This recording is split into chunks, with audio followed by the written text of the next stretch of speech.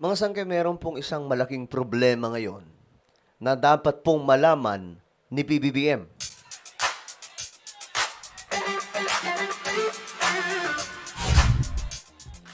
So, sana po makarating itong ating pag-uusapan ngayon. Sana po makarating sa ating mahal na Pangulo na si President Bongbong Marcos. Kasi nga po, mayroon pong malaking problema ngayon na dapat po mabigyan ng aksyon. Ito po ay ating pag-uusapan ngayon, mga sangkay. Kasi nga po, medyo medyo nung nalaman ko, actually kalat na po ito ngayon, mga sangkay. Pinag-uusapan na rin po talaga ngayon sa social media. Nung nalaman po natin ito, nadurog po yung puso ko, mga sangkay. Bilang isang magsasaka. Okay? Pag-usapan po natin yan. But anyway, before we start, guys, paki-subscribe po muna yung ating YouTube channel. Tayo po ay road to 2 million subscribers na. Sa mga hindi pa po dyan nakakapag-subscribe at gustong mapabilang sa dumaraming mga solid sangkay, makikita nyo po yung subscribe button sa baba ng video na to. I-click nyo lamang po yung subscribe, i-click ang bell, at i-click nyo po yung all. Sa mga nanonood po sa Facebook, i-follow nyo po yung ating Facebook page.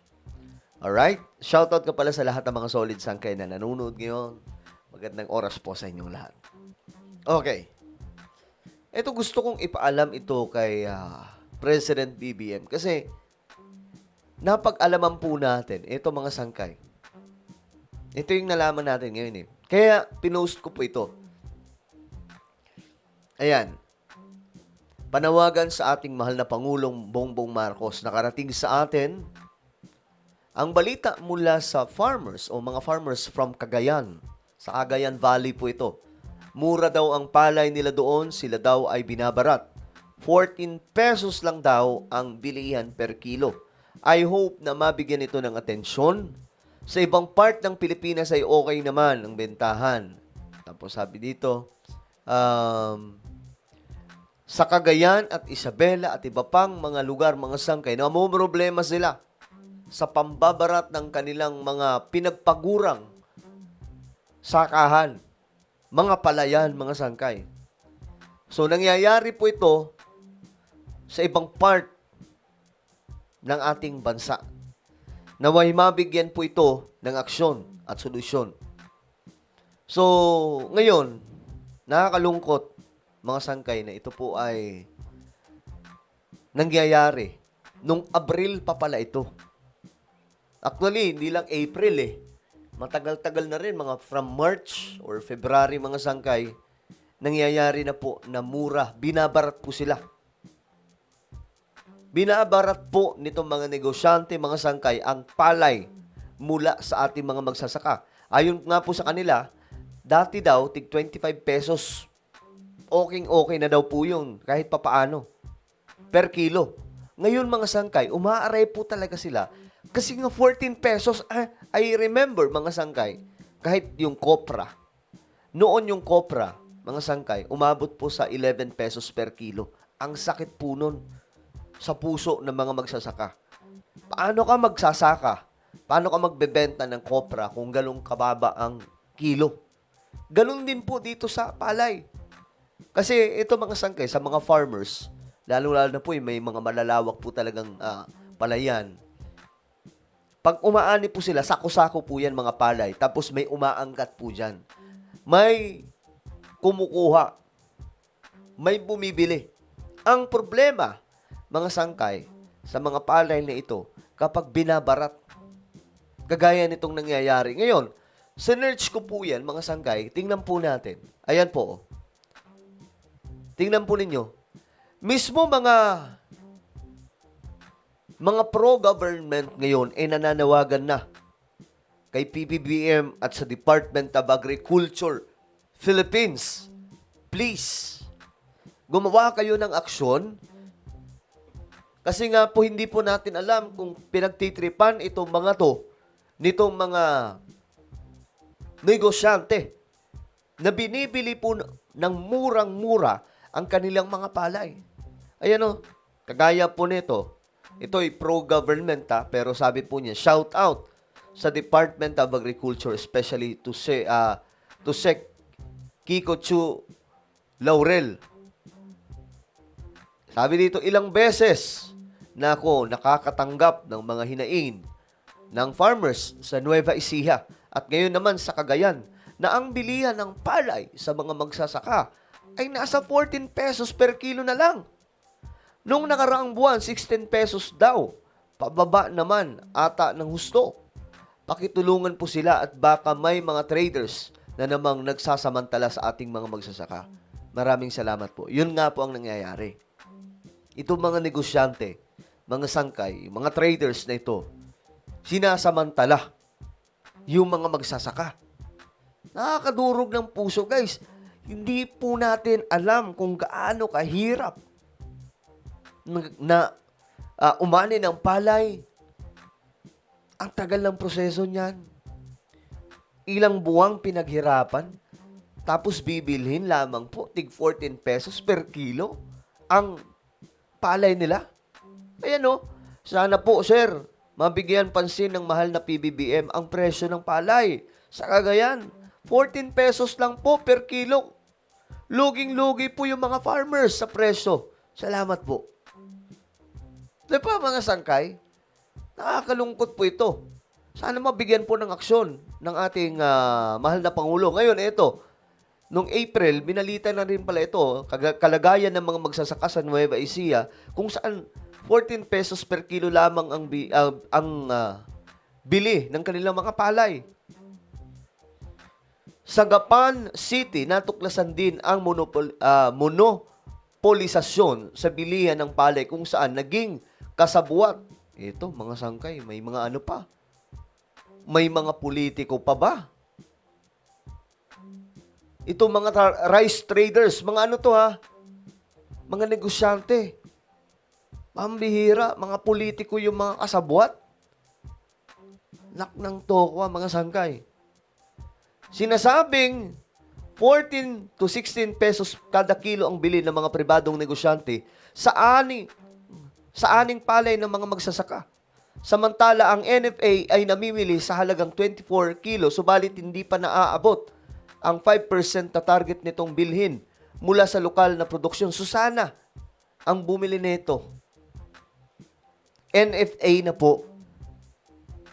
Kawawa yung mga magsasaka, pinagtitripan nitong mga pribadong negosyante ang kanilang mga aning palay. Itong mga rice traders na may mga kapit na mga politicians. Ngayon, tingnan po natin. Aga po. Taga saan po kayo? Flores, Santo Domingo po. Sa Santo Domingo. Kumusta ano po ba lakad natin dito? Ay, naku po, umiyak po ang mga taong magsasaka doon. Bakit po? Kumusta po ba ngayon? Kasi po, ang presyo po ng palay, katulad po namin, umali po kami ng 78 kapan. Binili naman ng 14 pesos isang kilo. 14 pesos lang talaga. Totoo pala yung 24 pesos yung 2 kilo. Ano po yun? Bagong ani? Bagong ani po, galing bukid. Galing bukid. Ano po pangalan mo? Elenita sa Maniego po. Elenita Sumaniego. So nananawagan po kayo para Itaas naman ang presyo ng palay. pero nabenta nyo na yung palay ninyo. Nabenta namin yung palay namin, wala na kami pambigas. Wala nang pagbigas. Ilang luwang po yung pinagano yun? 6,000 lang po. 6,000. So, bali, mahigit kalating tara yun. Maganda-ganda na sana, ano? Maganda na po sana yung ani namin. Kaya nga lang, yung presyo ng palay, kulang pa sa puhunan. Oo, lampas na yun sa ano. Dahil ang puhunan po namin, inuutang lang po namin ng 30% per 3 months. Oo, magkano po na gasos yung puhunan doon? Kung nagagaling pa? 45. 45. Ang napagbilan, naku, ilang kilo kaya yun? Ang napabili lang po namin halos ay nasa 51 lang. 51. Naku, di konti lang. Ang difference lang, 6,000. 6,000 Tatlong buwan ba? tatlong buwan namin pinaghirapan. Grabe. Opo, buong pamilya yun. Hindi lang Sakit isang sa tao. puso, no? Hindi lang po yung asawa ko, kasama pa yung mga 4 na anak ko doon. Oo, ganun po yun. My so, thank you very goodness. much po. So, yun po ang panawagan natin. Thank you, ha. At, mga taga Santo Domingo rin po kayo. Magkakasama po. May asosasyon po ba kayo? May asosasyon kayo? Grabe itong nangyayari. Hindi lamang po ito sa ano Hindi lamang po ito sa Cagayan o sa Norte, sa iba pang mga lugar ng ating bansa ngayon.